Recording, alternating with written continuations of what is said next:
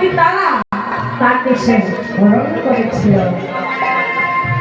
চাঁদ গুরুপত্নীকে হরণ করেছে, তাহলে কি অপরাধ নয়?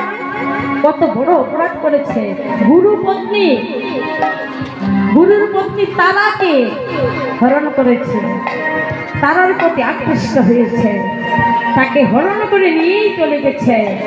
গুরুদেব বলেছিল, চাঁদ তুই যে অপরাধ করেছিস তার কোনো ক্ষমা নেই, তবুও আমি তোকে ক্ষমা করে দিচ্ছি, তুই ছেড়ে দে, তোর গুরু পত্নীকে তুই ছেড়ে দে, তোকে আমি অপরাধ থেকে মুক্ত করে দেব। কিন্তু চাঁদ ছাড়েনি, তাকে হরণ করে নিয়ে পালিয়ে গেছে।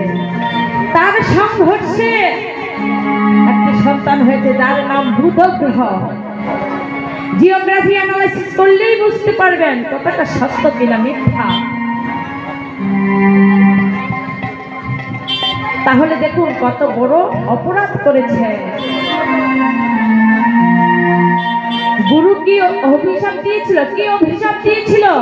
অভিশাপ দিয়েছিল 15 দিন ধরে তুই ভয় হবে, 16 দিনের দিন নিঃশেষ হয়ে যাবে, এই অভিশাপ দিয়েছিল।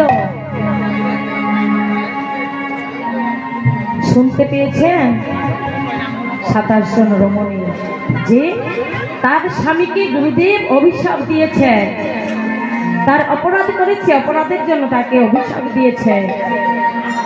তারা মনে মনে ভাবছে, 27 জন রমণী মনে মনে ভাবছে আমরা তো বিধবা হয়ে যাব।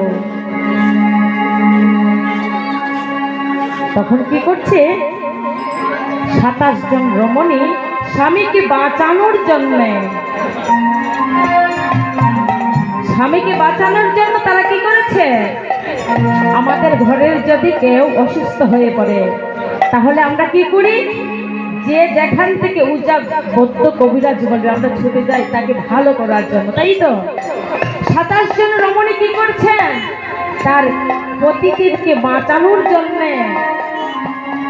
বিধবা সাজ ধরেছে। বিধবা হয়নি, বিধবা সাজ ধরেছে। বিধবা সাজ ধরে কি করেছে? চাঁদ গুরু বৃহস্পতির কাছে গিয়ে করো জোরে প্রার্থনা করছে, বলছে গুরুদেব আমরা 27 জন রমণী চাঁদের স্ত্রী, বলছে গুরুদেব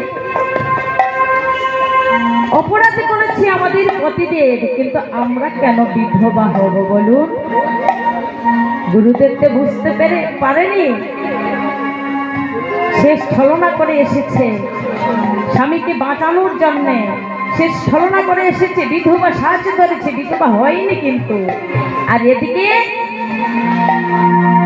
মহাদেবের কপালে দেখবেন এক টুকরো চাঁদ আছে, এক টুকরো চাঁদ। বড় চাঁদ কেন থাকলো না মা? মহাদেবের কপালে বড় চাঁদ থাকলো না কেন? কেন এক টুকরো চাঁদ? 15 দিন ভয় হতে হতে এক টুকরো চাঁদ রয়েছে। এই চাঁদটাকে তুলে নিয়ে রেখেছে মহাদেবের কপালে, কারণ মহাদেব মৃত্যুঞ্জয়, সে মৃত্যুকে জয় করেছে।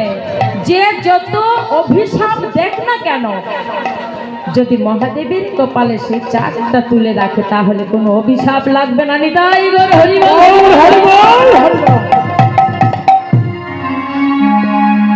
তাই গুরুদেবকে বলছে 27 জন রমণী